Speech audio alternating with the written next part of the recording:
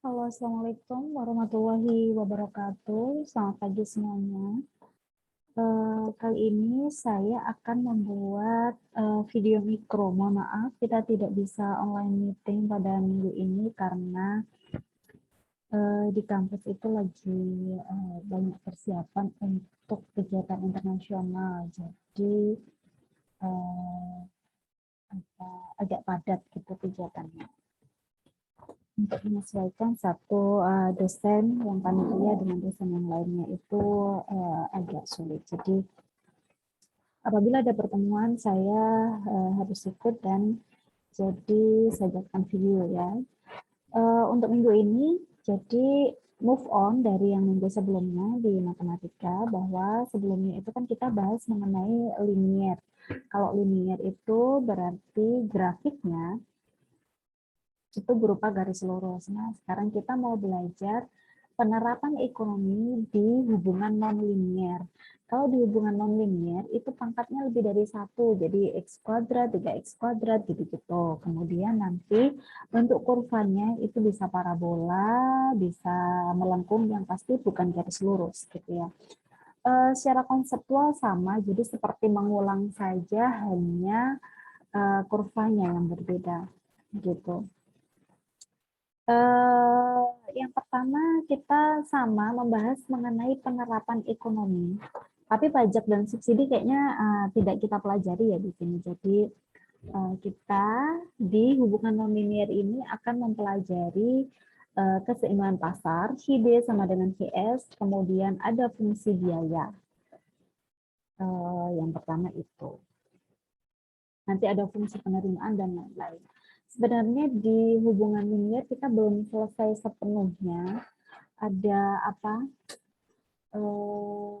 namanya, penerimaan nasional, pendapatan nasional yang belum kita bahas, tapi nggak apa-apa, nanti kalau ada waktu dibahas di setelah hubungan non-linear ini. Oke, jadi Bu Anggari mau jelaskan ini adalah penerapan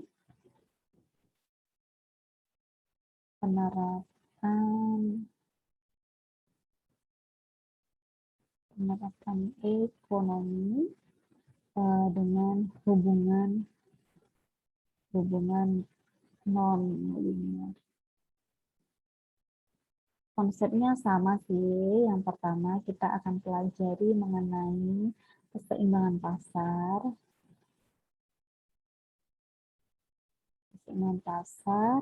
Kemudian yang hari ini akan kita bahas kedua adalah fungsi biaya.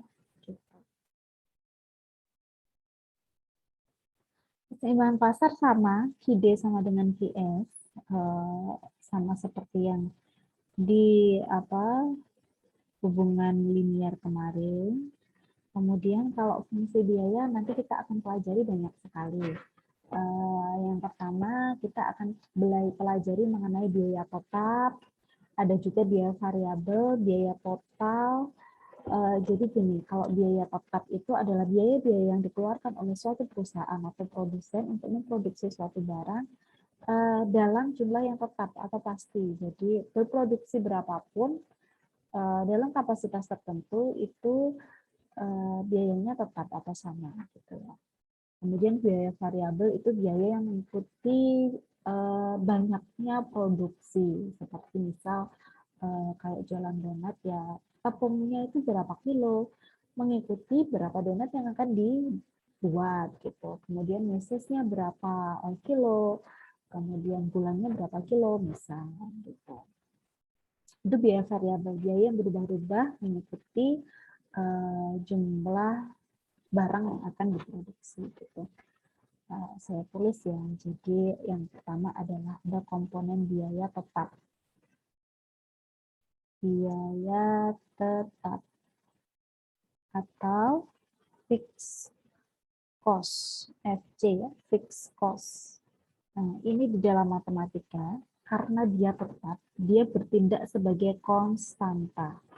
Ini adalah konstanta. Konstanta apa? Diingat-ingat ya, kemarin pada waktu sebelum nonlinear kan pernah konstanta yang mana, koefisien yang mana, nah itu coba dicari. Kemudian yang kedua adalah biaya variabel. variabel ini adalah biaya yang berubah mengikuti atau jumlah barang yang diproduksi. Ini adalah fungsi Q. Variabel cost ini nanti adalah fungsi Q. Fungsi Q. Kemudian ada lagi biaya total. Nah, biaya total ini adalah penjumlahan dari fixed cost dan variable cost. Gitu. Biaya total atau C sama dengan FC plus VC. Gitu. Kemudian ada lagi biaya tetap rata-rata. Tetap rata-rata. Nah, biaya tetap rata-rata itu apa? Average fixed cost. Jadi AFC, average fixed cost, ini didapatnya dari mana? Didapatnya dari FC, fixed cost, dibagi dengan Q. Kan karena rata-rata ya, kalau rata-rata itu misal jadi berapa rata-rata berat badan anak laki-laki di kelas A misal, di kelas B gitu. Berarti kan semuanya dijumlahkan nih berat badannya anak-anak, kemudian dibagi dengan jumlahnya anak-anak itu berapa gitu kan. Sama dengan average fixed cost, jadi fixed cost-nya itu berapa dibagi dengan jumlah barangnya yang dijual itu berapa. Q. Kemudian yang selanjutnya ada lagi biaya variabel rata-rata. Nah, variabel rata-rata. Nah, biaya variabel rata-rata itu apa? Average variable cost. Nah, jadi tinggal EVC dibagi dengan Q gitu. Gitu aja. Kemudian ada biaya marginal. Yang terakhir nih biaya marginal. Marginal itu apa? Tambahan ya. Tambahan biaya. Biaya marginal. Jadi berapa biaya yang dikeluarkan untuk menambah produksi suatu barang gitu. Misal gini, mau nambah nih produksi donat dari 50 donat sehari jadi 75 donat sehari. Kira-kira biaya-biaya tambahannya itu berapa gitu. Itu namanya biaya marginal. Biaya marginal itu dari delta cost dibagi dengan delta Q. Ini adalah rumus-rumus di fungsi biaya gitu ya. Kemudian apalagi yang harus dipelajari? Bentuk-bentuknya itu nanti seperti ini. Kalau yang punya buku silakan dibaca bukunya di halaman 144 dan 145 ya. Kemudian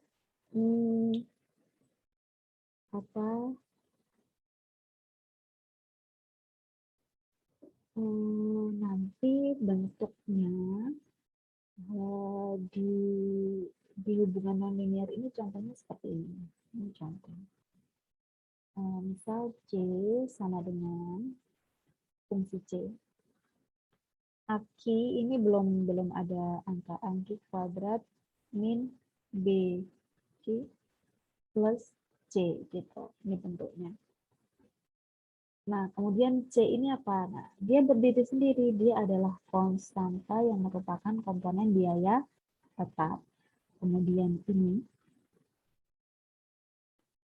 mulai dari sini, ini adalah VC. Konstanta ini berarti FC. Nah, C ini berarti cost atau total cost gitu. Sama dengan FC ditambah FC ditambah VC gitu. Udah gitu aja sih. Apa yang sulit ya? Average cost C per Q. Average cost sudah ada. C per Q. Nanti kalau ada yang ditanyakan lagi, misal seperti ini. Kalau biaya atau biaya rata-rata, kalau biaya rata-rata rumusnya apa, Bu? biaya rata-rata. Biaya rata-rata itu apa gitu? Biaya rata-rata itu average cost. Oh, average cost berarti tinggal C per Q gitu aja. Kemudian average variable cost sudah kan VC per Q. Kemudian apa? AFC ini juga sudah FC per Q gitu. Bentar ya.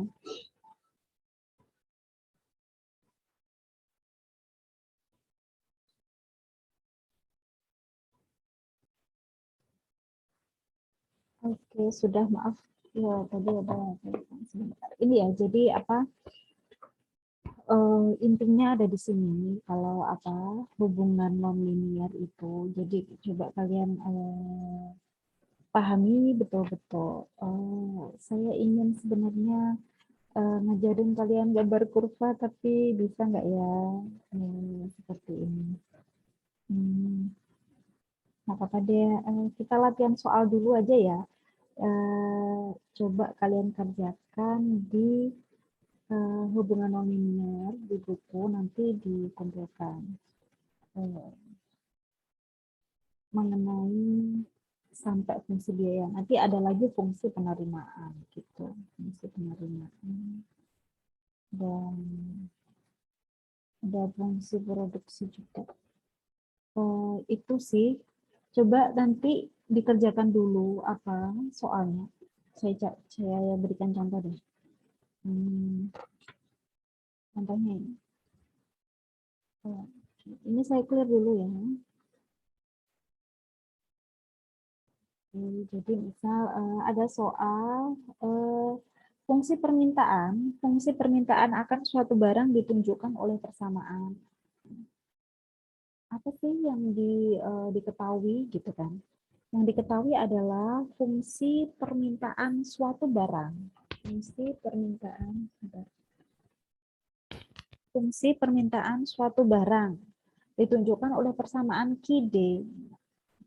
Kalau fungsi permintaan itu QD sama dengan 19 min P kuadrat. Sedangkan penawarannya berarti QS sama dengan min 8 plus 2 P kuadrat. Nah ini, kalau apa hubungan nonlinear itu ada kuadrat-kuadratnya. Gitu. Biasa permintaannya adalah berapa harga dan jumlah keseimbangan yang tercipta di pasar. Gampang banget, langsung aja kita cari QD sama dengan QS. 19 min P kuadrat sama dengan min 8 plus 2P kuadrat. Gampang kan? Ini mana ini yang enak? Nah, ini kesini aja. 19 plus 8 sama dengan 2P kuadrat plus P kuadrat. Tahu kan dari mana? P negatif P ini pindah ruas ya, jadi positif. Kemudian min 8 ini juga pindah ruas jadi positif. 19 tambah 8, 27. 2P kuadrat plus P kuadrat berarti 3P kuadrat. P kuadrat sama dengan 27 per 3. Nah, berarti P-nya berapa? P-nya sama dengan P kuadrat sama dengan 9. Nah, P-nya berapa? P-nya akarnya dari 9. Berapa akar dari 9? Sama dengan 3. Dan gitu aja. Kemudian kita mau mencari Q. Ini berarti kan P equilibrium. Nah, kita mau mencari Q equilibriumnya berapa. Paling aman ya, ini Bu Ambradi sarankan. Paling aman kita memasukkan ke persamaan yang QD. Jadi 19 min P kuadrat sama dengan 19 min 3 dikuadratkan. Jadi 19 min 9 sama dengan 10. Jadi PE-nya adalah di 10, PE-nya ada di 3. Jadi ketika harganya 3, maka jumlah permintaannya 10. Itu merupakan jumlah dan harga keseimbangan. Kalau dikenakan pajak, nah ini. Kalau dikenakan pajak gimana gitu kan? Ini yang agak-agak sulit. Nah, kemarin kan sudah tahu ya kalian. Ini misal dikenakan pajak berapa? 1 rupiah ya. Teks sama dengan 1. Nah, Kalau dikenakan pajak, siapa yang berubah? Yang berubah adalah QS. Kalian suka pakai cara cepat atau cara lambat? Nah, coba ini Bu Anggari cara cepat.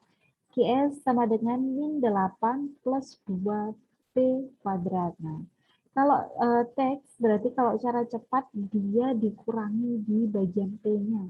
Min 8 plus 2 dalam kurung P min 1 kuadrat. Sama dengan min 8 plus, gimana ini enaknya? Gini aja ya, kita sederhanakan dulu. 2 P kuadrat, P kuadrat. 2 kali P kali min 1 min 2P. Kemudian min 1 dikuadratkan jadinya 1 gitu ya. Kemudian min 8 plus 2 kali P kuadrat 2P kuadrat. 2 kali min 2P min 4P plus 2. Gitu ya. Kita sederhanakan jadinya min 8 sama plus 2, kita tulis ini dulu, 2P kuadrat min 4P, min 8 plus 2, punya utang 8, punya uang 2, min 6. Ini adalah persamaan yang baru, QS aksen namanya. Gitu ya. Kemudian QS aksennya udah dapat, kita mau ke persamaan setelah pajak. Setelah pajak, Bang Hadi kasih warna merah deh. ID sama dengan QS aksen. 19 min P kuadrat sama dengan 2P kuadrat min 4P min 6 gitu ya. Coba kita sederhanakan. Pindah jadi satu ruas saja. Pindah jadi satu ruas aja, misal pindah ke sana. 0 sama dengan P kuadratnya 3P kuadrat. Kemudian min 4P, kemudian ini jadi negatif. Berarti 25 negatif 25. Ini ditulis seperti ini juga boleh juga, P kuadrat min 4P min 25 sama dengan 0. Ya Allah Bu, ini gimana ya caranya mencari akar-akar dari persamaan linear ini. Coba kalian yang punya buku bisa silahkan dibuka di rumus ABC. Rumus ABC. Kalau tidak punya buku, ya googling ada. Rumus ABC ada di halaman. Bentar ya.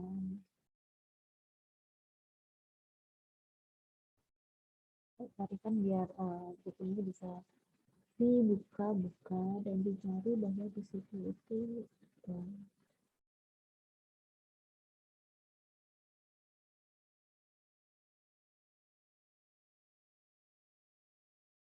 ada ya.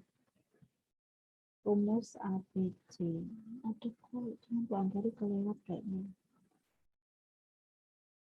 Untuk mencari akar-akar dari persamaan.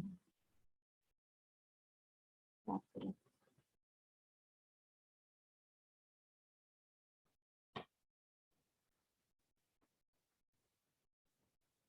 sekalian masih tetap semangat kan, meskipun di akhir-akhir semester seperti ini rasanya makin berat kuliah karena bebannya juga bertambah.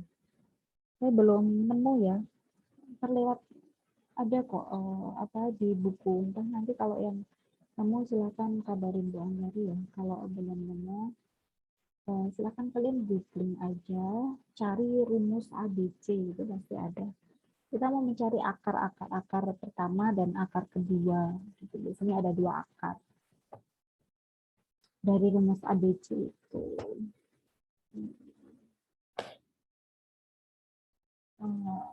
Rumus ABC itu gini. X1, 2 gitu biasanya. X1,2.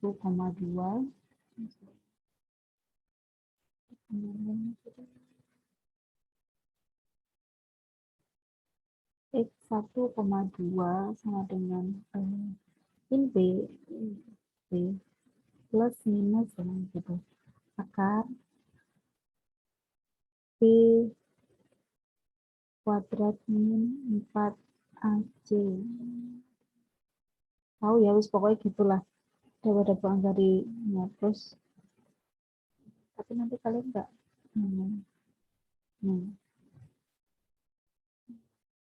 Per 2A. Bu, yang mana ABC-nya, Bu? Gitu kan. A itu yang pangkatnya paling tinggi ya, guys. Kan? B, C. Gitu.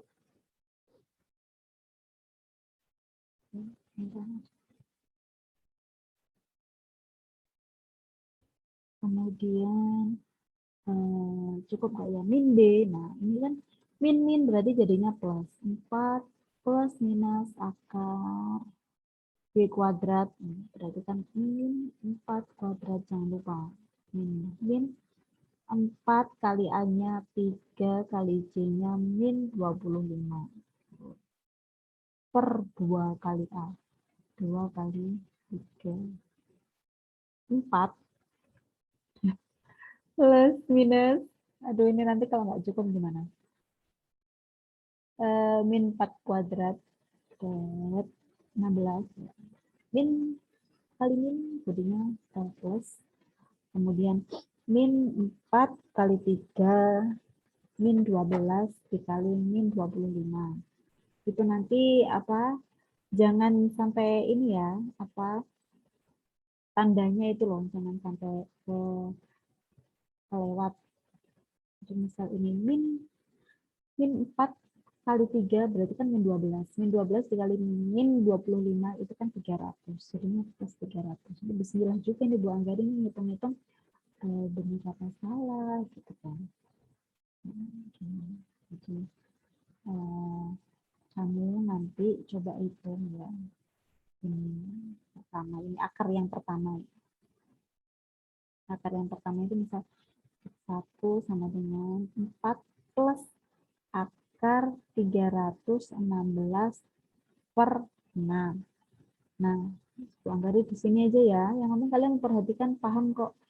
X2 sama dengan 4 min. Jadi ini kan ada dua tanda tuh, plus sama minus. 4 min akar 316 per 6. Coba sih kalau dihitung. Bu Anggari nggak bawa kalkulator. Akar dari 316 itu berapa sih? 17,7. Cuma saya nulisnya. Terus kalau pindah halaman nanti bingung lagi.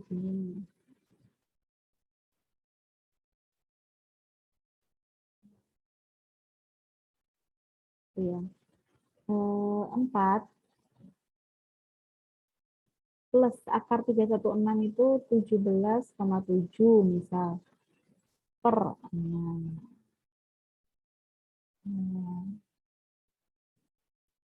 Ini berarti 2177 per 6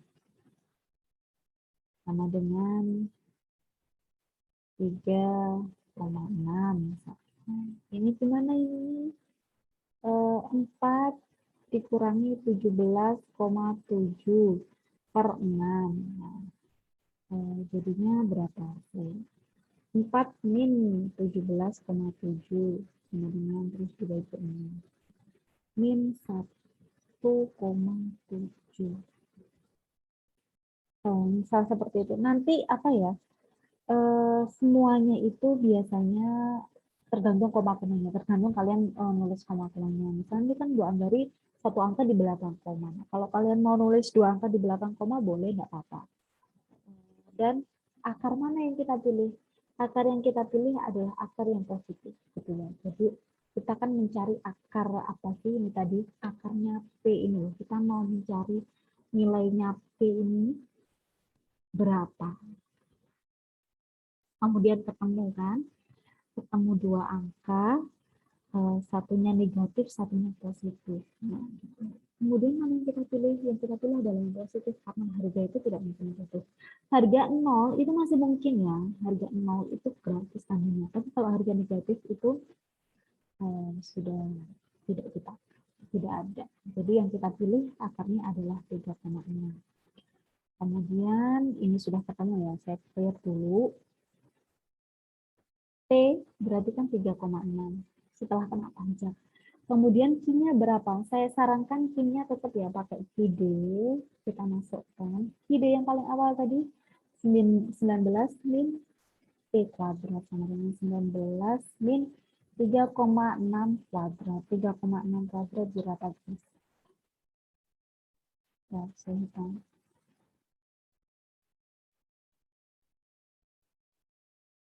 12, 9.